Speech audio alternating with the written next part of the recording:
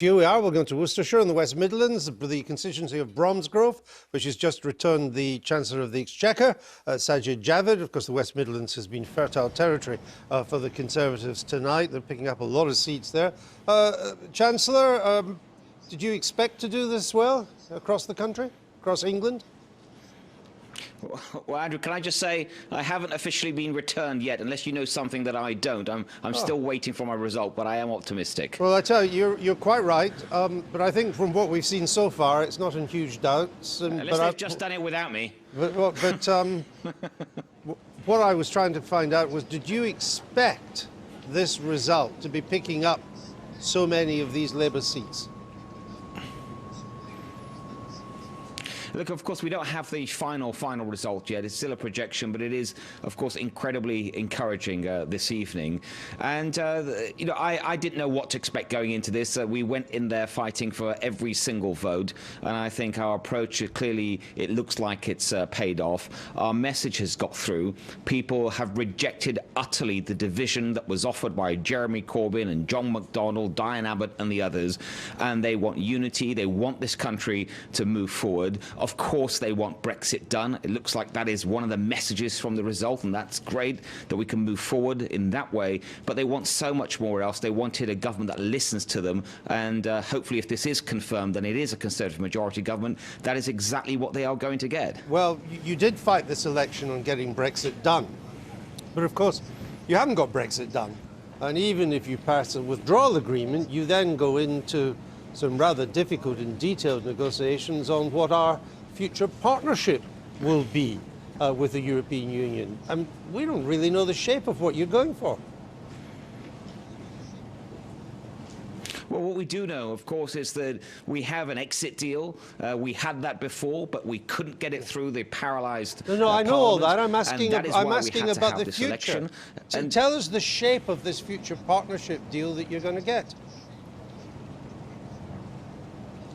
Well, the first thing is to get the exit deal through, and we will start that process in Parliament. Again, if the results tonight are confirmed, I have to caveat it that way. No, I understand that. But let's take that that's going to happen. And once we've got that what through, then happens?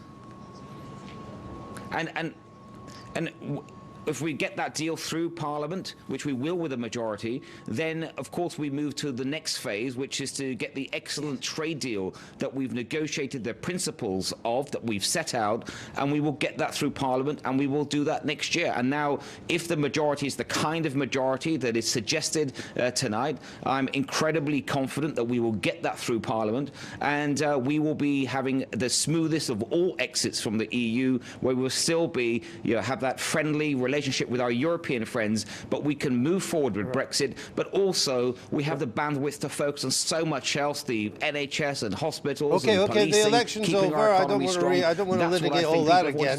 We've had 5 weeks of that. A lot of blue-collar workers, a lot of working-class Labour voters voted for your party tonight. Are you preparing a budget that's going to reward them, that will give these people something worth their vote?